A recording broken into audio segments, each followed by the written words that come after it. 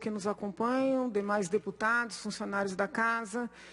Excelência, eu vim aqui respeitosamente externar preocupação com a operação deflagrada pela Polícia Federal por determinação do excelentíssimo senhor ministro, professor Alexandre de Moraes, na data de hoje, se eu entendi corretamente, muito embora a determinação seja, se as notícias estiverem corretas, de sexta-feira passada. Eu tentei localizar a íntegra da decisão, não consegui.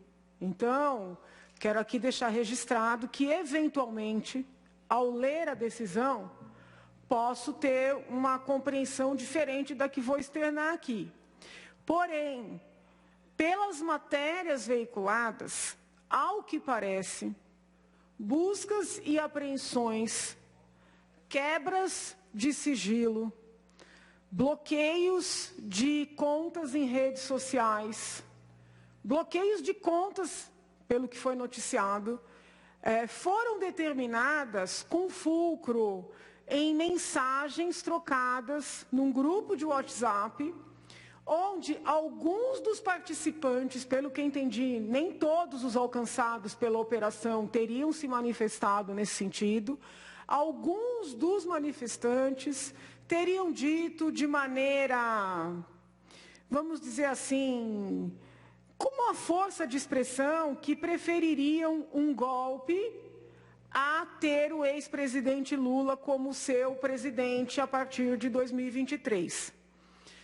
Se eu entendi corretamente, o mandado de busca, apreensão e bloqueio de contas e quebra de sigilos e assim por diante foi expedido sob o fundamento de que essas pessoas estariam atentando contra o Estado Democrático de Direito.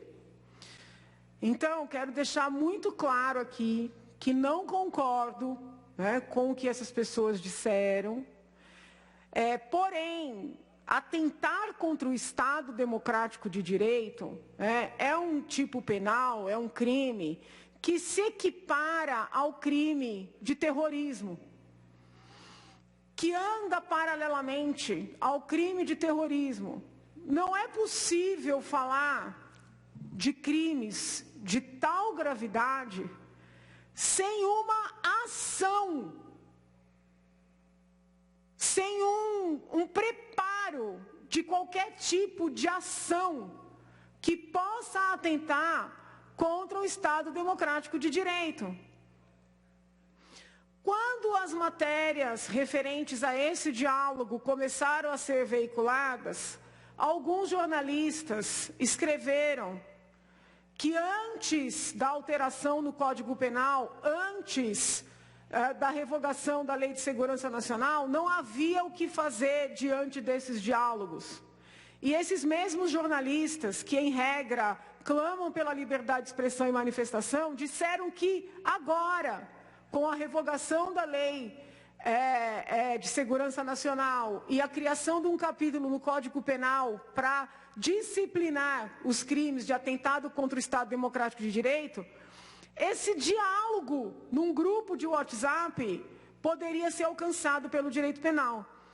Eu acredito que por força dessa pressão de alguns membros da imprensa, que é algo assustador, porque em regra a imprensa pede liberdade de expressão e manifestação, o ministro, não sei se com aval da Polícia Federal, da Procuradoria-Geral da República, determinou essas medidas que eu considero extremas e, com fulcro ao que foi noticiado, inadequadas.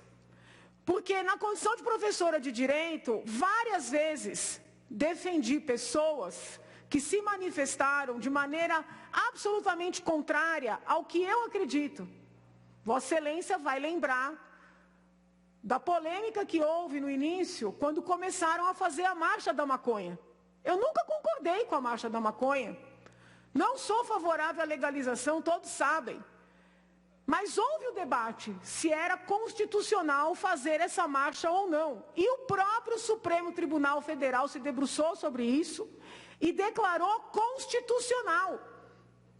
E eu ensinei isso para os meus alunos. Depois, Vossa Excelência me concede 2 minutos, só para encerrar o raciocínio? Vossa Excelência tem um prazo. E só Vossa Excelência não merece uma parte, mas essas pessoas que estão envolvidas, eles não são deputados. Por que o Supremo... É isso, entendeu? Então, na mesma linha de raciocínio, eu sou absolutamente contrária à legalização do aborto. Mas lembro, há alguns anos atrás, que professores, formadores de opinião, que defenderam a legalização, chegaram a ser questionados se estariam de alguma maneira fomentando, fazendo apologia. E o judiciário, em peso, disse que não, que é um direito do indivíduo defender o que acredita que é certo, desde que não haja naquele sentido, que não faça algo naquele sentido. Como é que pode o mesmo Supremo Tribunal Federal adotar medidas restritivas? E eu li, antes de começar aqui a sessão, que já estão pensando em pedir a prisão dessas pessoas por força de um diálogo em grupo de WhatsApp, sem nenhuma ação. E Vossa Excelência traz uma reflexão da maior importância, porque em direito penal, existem atribuições e competências.